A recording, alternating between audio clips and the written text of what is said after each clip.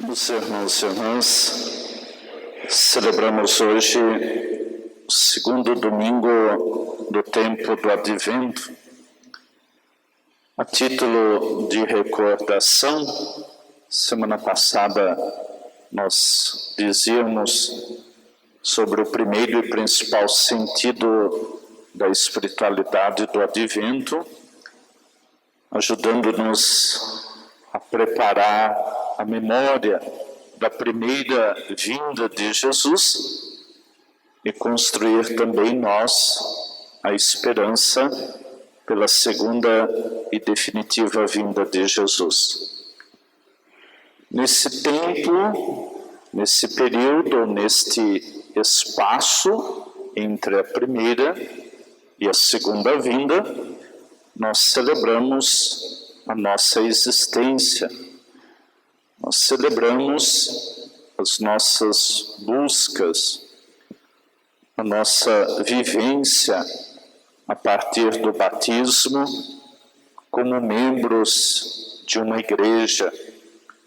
Celebramos o sentido da nossa fé na crença do Deus que é Pai, do Criador e da nossa relação como criaturas.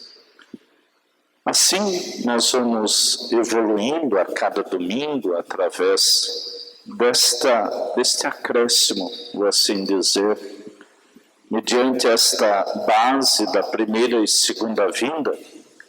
A primeira pergunta que poderíamos fazer é: o que posso acrescentar à minha consciência, ou à nossa consciência, do tempo do Advento a partir deste segundo domingo? Ouvindo a palavra de Deus, ficou muito claro para nós, na primeira leitura do profeta Isaías, a narrativa de um grande poema, de um grande sonho do profeta para uma realidade que se esperava ser construída a partir da vinda do Messias, onde as principais características seriam a passividade, a harmonia, a condição de uma boa convivência. Quando nós olhamos para a segunda leitura da carta de São Paulo aos Romanos, nós ouvimos, primeiramente, a finalidade desta carta, que é chamada também de uma carta da reconciliação. A comunidade cristã formada em Roma, ela é constituída de pessoas provenientes do judaísmo e do paganismo. Por isso, ao aderir ao cristianismo, serão convidados a encontrar o sentido novo da harmonia da vida, o sentido da reconciliação, abandonando então as práticas que os ligavam à antiga experiência de fé. Por isso, Paulo, quando escreve aos Romanos, ele vai dizer: tenhamos a firme esperança pela constância e pelo conforto espiritual que podemos encontrar nas Escrituras. Ou seja, caríssimos, acrescentar à nossa consciência as dinâmicas, a espiritualidade do tempo do Advento, é desejar primeiro então organizar a nossa vida interior. Na consciência, à luz da primeira leitura de um grande sonho de Deus, a partir do nosso comportamento, a partir do sentido desta reconciliação entre a humanidade e Deus, que a gente celebra no nascimento de Jesus.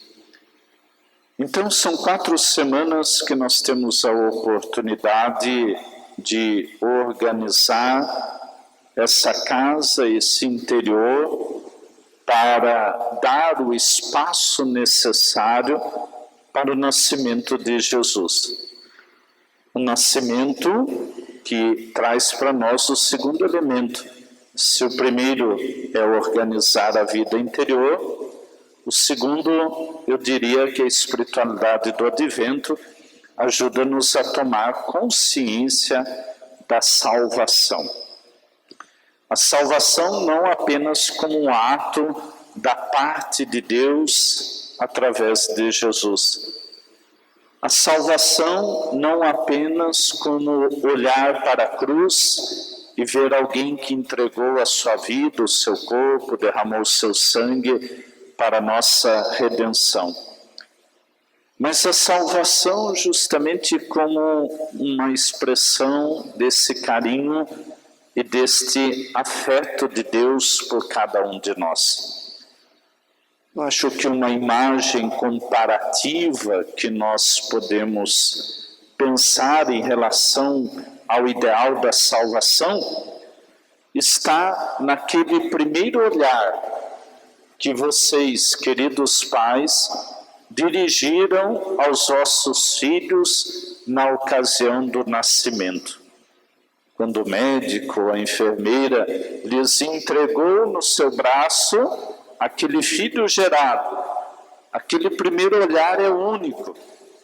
Aquele primeiro olhar é, acima de tudo, um olhar que cria uma profunda relação. Então, pensar a salvação é pensar, acima de tudo, desta oportunidade da troca de olhares. Um Deus que olhou profundamente para nós e nós que respondemos também a este olhar. Mas uma terceira característica que esta segunda semana do Advento quer ajudar-nos a acrescentar à nossa consciência está no espírito de pertença. Organizar a vida, celebrar a salvação, implica a nós todo o sentido de pertença. Primeiro a vida de Cristo e, consequentemente, a vida da Igreja. Por isso, no finalzinho do Evangelho de hoje, ouvimos primeiramente um batismo de conversão e o batismo de Jesus, na força do Espírito Santo.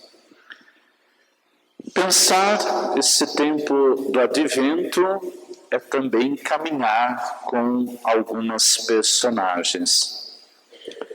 Hoje nós tivemos na primeira leitura a figura do profeta Isaías. Por isso o profeta Isaías é chamado também o profeta da esperança. Então, caminhar no tempo do Advento, ouvindo, tanto na liturgia dominical quanto na liturgia semanal, trechos do livro do profeta Isaías, a gente vai encontrar esse belo poema de hoje. O que é para nós esperar a vinda de Jesus na consciência de um caminho de harmonia, de paz e, acima de tudo, de reconciliação. O segundo personagem que aparece no tempo do Advento é justamente a figura de João Batista, como veremos a partir do Evangelho. Terceira personagem, juntamente com ela eu colocaria um quarto, seria justamente a figura da Virgem Maria e de José. Mesmo que na sua condição sempre discreta e silenciosa, este casal vai ter um papel fundamental para despertar em nós esta organização da vida interior, esta consciência da salvação, esse valor da pertença à vida de Cristo e à vida da Igreja. Olhando para o nosso santuário, para o nosso templo, nós temos, já evidenciei tantas vezes, a riqueza artística que ajuda-nos a caminhar de acordo com o tempo litúrgico. E hoje eu gostaria de destacar, quando a gente chega no nosso santuário, na parede, então, principal de entrada, nós temos 6 imagens, logo acima das portas e nas laterais. No centro, nós temos Sagrado Coração de Jesus e Sagrado Coração de Maria. Depois, as outras 4 imagens são chamadas dos profetas da esperança. Por isso nós temos na primeira imagem aqui, nessa esquina, a imagem do profeta Isaías. Depois nós temos a imagem do profeta Jeremias. Depois nós temos a imagem do profeta Daniel. E depois, a última imagem aqui, a imagem do profeta Ezequiel. O que significaria para nós, primeiramente, todo o sentido de que para adentrarmos a este lugar, nós precisamos reconhecer todo este papel do profetismo, todo esse papel dessas pessoas, chamadas então profetas da esperança, e que nos seus livros narraram para nós, de modo particular, o que significa esta esperança da vinda de Jesus, do Messias, do enviado por Deus. Então aproveitemos a beleza artística do nosso santuário para também viver este tempo do Advento. Sempre que venho de casa, olho para essas imagens, a gente pode rezar no sentido desta esperança construída pelos profetas, realizada em cada rito que nós temos aqui dentro da igreja e confirmada principalmente pelos sinais da palavra e pelos sinais da Eucaristia que nos fazem e que nos colocam em torno deste altar. Acho que tudo isso é espiritualidade do tempo do Advento. Ou seja, olhar não só para o sinal do presépio, mas no sinal do presépio entender de fato o que significa, mesmo que um período curto de 4 semanas, para entender a lógica da salvação. Mas a personagem principal deste segundo domingo está no texto do Evangelho, na figura de João Batista. A primeira característica que nós sempre ouvimos de João Batista é a sua identidade de precursor, ou seja, daquele que então prepara a vinda do Senhor, daquele que vai endireitar as suas veredas. Então João Batista é o último profeta do Antigo Testamento. Lendo esta semana, um estudioso bíblico, ele diz assim: João Batista encerra na condição de último profeta a experiência do Antigo Testamento e se coloca também na condição do primeiro apóstolo. Não no sentido daqueles 12 simplesmente que Jesus constitui, mas a apostolicidade de João Batista vai estar justamente nesta disposição de indicar-nos com a vida todo o sentido da conversão e do ir ao encontro de Jesus. Então eu diria, se nós pensamos João Batista como um precursor, poderíamos também pensar João Batista como um grande apóstolo, ou seja, aquele que nos ensina a seguir o caminho de Jesus. Para João, a essência da sua missão, ela vai se dar na experiência do deserto e às margens do Rio Jordão. Então eu diria, o ambiente para o conhecimento de João Batista está nesses 2 lugares. O deserto como lugar da dificuldade, o lugar da tentação, o lugar da aridez, mas o deserto também o lugar do silêncio e do lugar do encontro com Deus. João Batista não vai para o deserto simplesmente para viver as dificuldades da vida através então da aridez, através das tentações. Mas João Batista vai ao deserto de modo particular para anunciar esta vinda de Jesus, que depois também vai para este deserto, para que, percorrendo o próprio deserto, o deserto da vida, ele tivesse condições de encontrar a essência da sua missão. Caríssimos, se nós estamos caminhando neste tempo do Advento, na experiência da figura de João Batista, na construção de uma espiritualidade, o deserto de nossa vida não é simplesmente o lugar da desolação, não é simplesmente o lugar da dificuldade, mas é essencialmente este lugar do silêncio, o silêncio que nos faz encontrar Deus. Há uma expressão de um outro autor, que não lembro o nome agora, mas ele diz assim: Deus estava no silêncio que eu não fiz. Então, caríssimos, encontrar no deserto um ambiente, um espaço para a construção também da chegada deste menino com sinais da salvação. A grande característica da missão, da tarefa e da responsabilidade de João Batista, a base da sua pregação, está, como o Evangelho de hoje apontou-nos, com a expressão da conversão. A palavra conversão, ela foi traduzida também através da experiência da palavra grega chamada metanoia. Metanoia significa a mudança de mentalidade. No período escolar, a gente estudava metamorfose, né? Mudança da forma.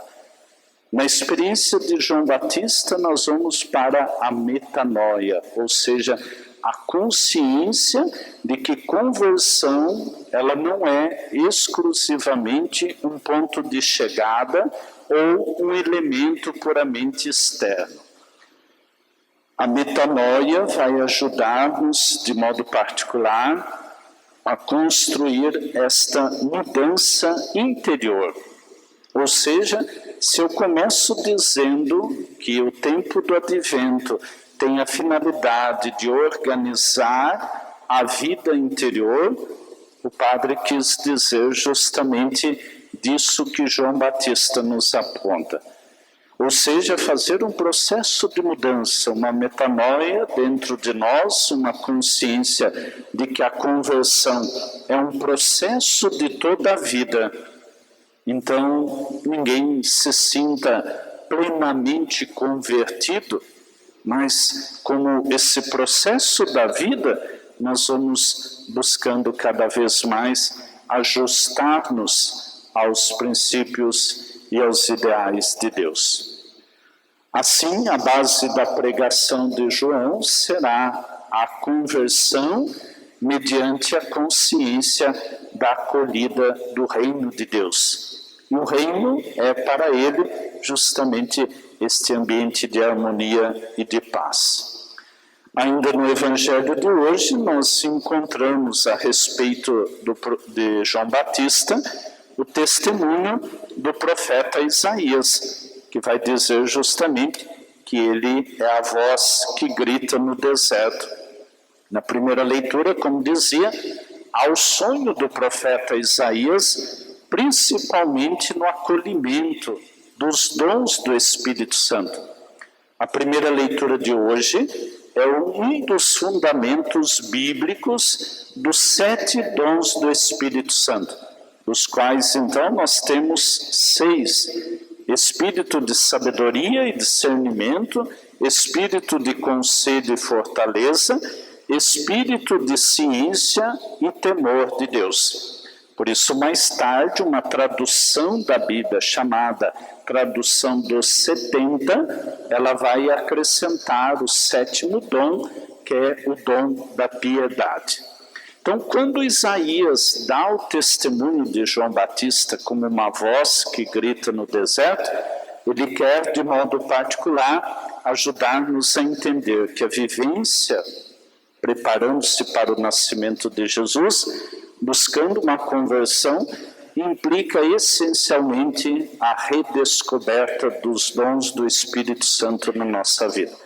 A conversão não será um esforço exclusivamente pessoal. A conversão será também a consciência daquilo que Deus colocou dentro de cada um de nós, no caso aqui, uma redescoberta do sacramento da crisma, através dos 7 dons que nos é concedido. Outro sinal que nos aparece no Evangelho a respeito de João Batista é a sua simplicidade de vida. Para ele, a conversão está nesta atenção. Isso o Evangelho apresenta-nos João com uma roupa de couro, com um cinturão, comendo gafanhotos, tomando do mel do deserto, enfim, tudo aquilo que expressa a sua simplicidade. Justamente para contrapor o tipo de veste, o tipo de banquete que se encontra nos templos e nos palácios da época. Para ele, então, anunciar Jesus é depois também encontrar no próprio Jesus a simplicidade da vida e os banquetes que não são banquetes da morte, mas que são, de modo particular, banquetes da vida, como é a última ceia para a nossa redenção e para a nossa salvação. Por isso, o último elemento que destaco, acima de tudo, para o conhecimento de João Batista, está no batismo, o batismo de conversão. João acolhia todos aqueles que vinham com o ideal do arrependimento e com o desejo da metanoia, da mudança de comportamento. João critica a presença dos fariseus e dos saduceus, porque eles tinham uma convicção: somos filhos de Abraão, e isso nos basta para a salvação. Então, quando esses se aproximam do batismo, João pede os sinais justamente da mudança de mentalidade, da mudança de vida. Porque ao afirmar que eram filhos de Abraão, desenvolviam uma individualidade, uma autossuficiência. Não precisamos de mais nada para alcançar a salvação. Ou seja, negavam acima de tudo a necessidade da vinda do Messias, daquele que haveria então de redimir toda a humanidade e colocar diante de Deus. Por isso, no comparativo, o batismo de conversão se desenvolve a partir do batismo de Jesus. O batismo de conversão era para o arrependimento e para o perdão dos pecados. O batismo de Jesus, no Espírito e no fogo, implica de modo particular o sentido do resgate da dignidade de filhos e filhas de Deus. Por isso, somos inseridos novamente na vida de Cristo e, consequentemente, na vida da Igreja.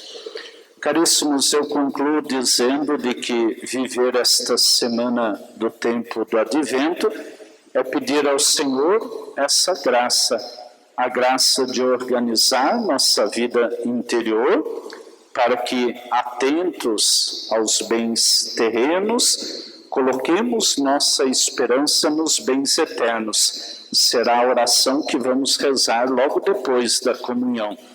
E que nesta busca pela conversão, o ajustar o sentido da nossa pertença à Igreja, a pertença à vida de Cristo, nos faça discípulos e apóstolos, como João Batista, como a Virgem Maria e como tantos outros.